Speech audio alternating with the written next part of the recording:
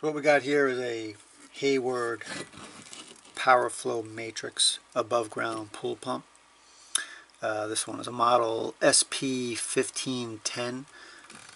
They don't make this anymore. This is about 10 years old, but the newer ones are, I guess, similar in body style. This is my pump.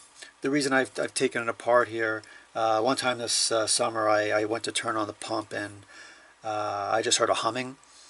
So I thought it was a capacitor, but this one actually doesn't have a capacitor.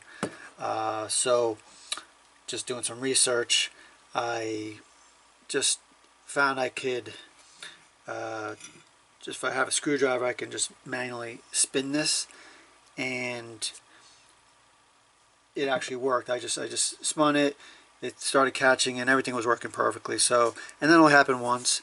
I'm not sure what the issue was because there's no rust in here, but anyway, I decided to take the whole thing apart just to clean it up because I've had this for so long and I just wanted to get all the debris out of there. So now everything is in pieces. It took me a while to get this thing apart. There's no video for this model on how to get everything apart, so that's why I'm just making this. So everything's apart now. I'm actually going to kind of work reverse and put it back together. So sorry, you might have to maybe watch it backwards, but I'm going to put it back together now, and I'll just show you, how I took things apart at every stage. So anyway, here's what the inside looks like. This is as far as I'm going with the dismantling. I'm not sure if this part slides out. I don't think it does. I mean, I guess it has to, but I don't want to damage it by taking it out. Inside looks pretty clean. All the there's no corrosion. I don't see any corrosion on the metal or anything like that. So I guess these are magnets. So I'm not gonna go any further with this. I got this out. This has the bearing on it. Now this, I guess this bearing spins nicely.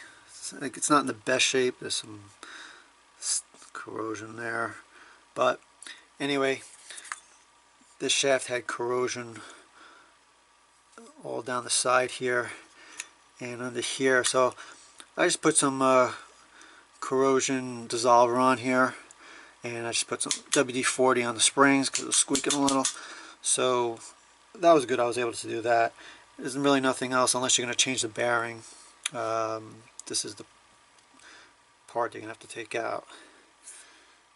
So let's start putting this back together.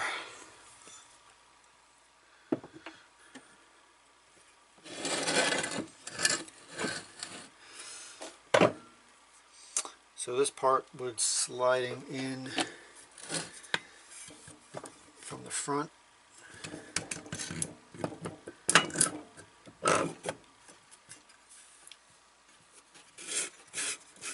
When I got to this point, all I did was I just took a little hammer. I just got in there and I just tapped it out and it just popped out. So that was that part. Get that back in.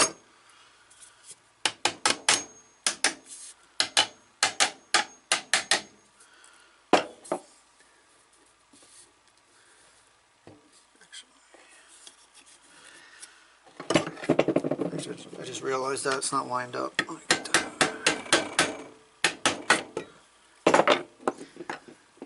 Got to make sure that these screws line up correctly.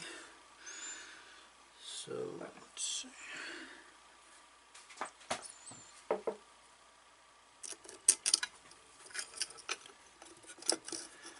There. So now tap it back in.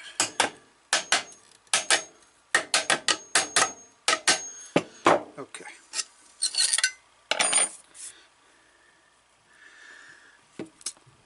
Okay, this spring, actually I thought it was damaged, but it actually is supposed to be curved like that. That was sitting on the inside here.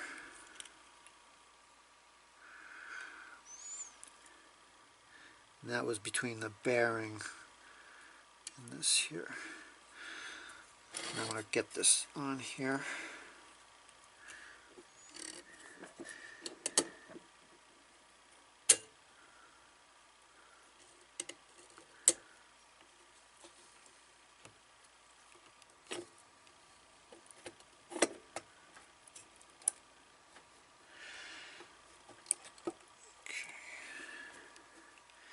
Now when I got this off, this time I had to take the same way. I just got a groove in there and I just hammered it out.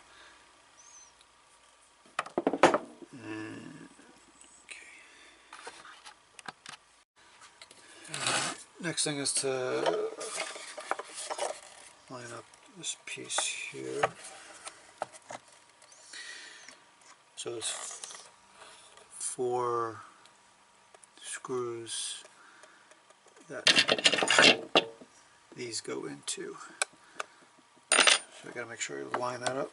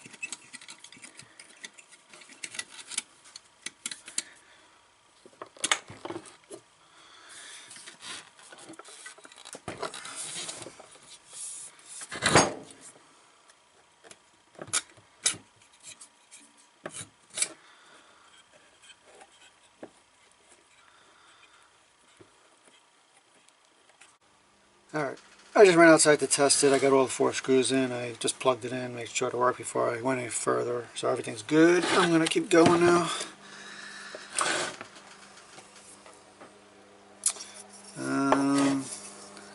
Get the impeller back on. Let's see.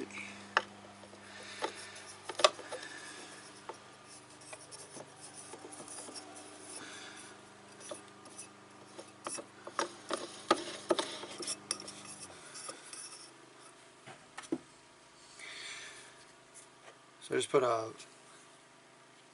vice grip on a pair of pliers. No, vice grip on a screwdriver. And that's going right there just to hold it.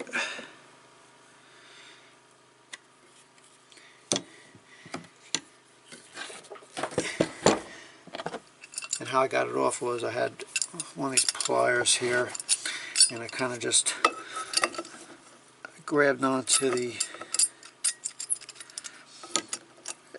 I just grabbed onto like that, and I put my screwdriver into the slot there, and I just twisted it off.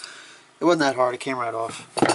So I think I'm going to just see if I can tighten this.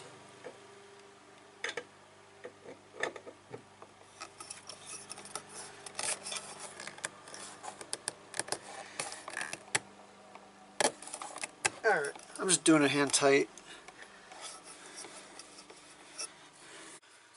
Alright, the next part is this piece here.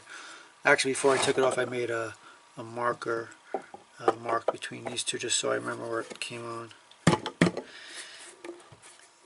So that just slid in. When I took it off, I just got a screwdriver and I just kind of pried it out like that.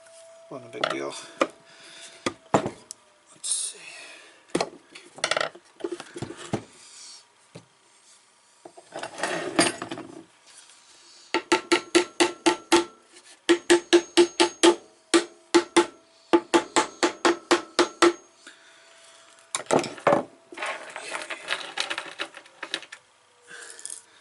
I held these screws.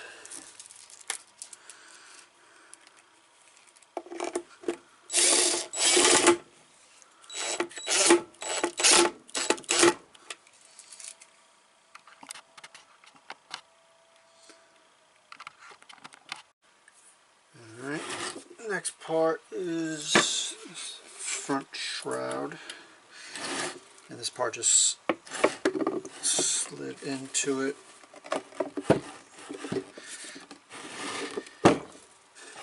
And there's a little retaining clip that was in there, and you just push it, pulled it out, and I was going to push it back in.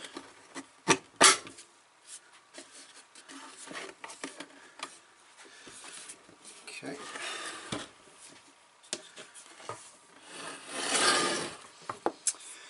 And last would be the back cover. Just so you know, a couple years ago I went to turn it on and the switch was dead. The switch burnt out. So it's a really easy fix. You just got to get the right part number for this, and it's just got to push this out and replace it. It's a really easy fix if your switch goes bad. There's only two connections here, yellow and blue.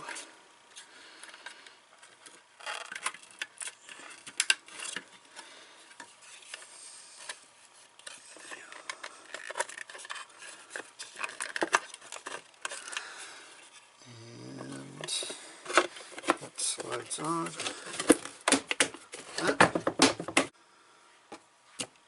Alright, just got the cover on, just got the one last screw to put in, and then we're done. I hope you liked it. Please hit that like and subscribe button. Appreciate it. Thank you.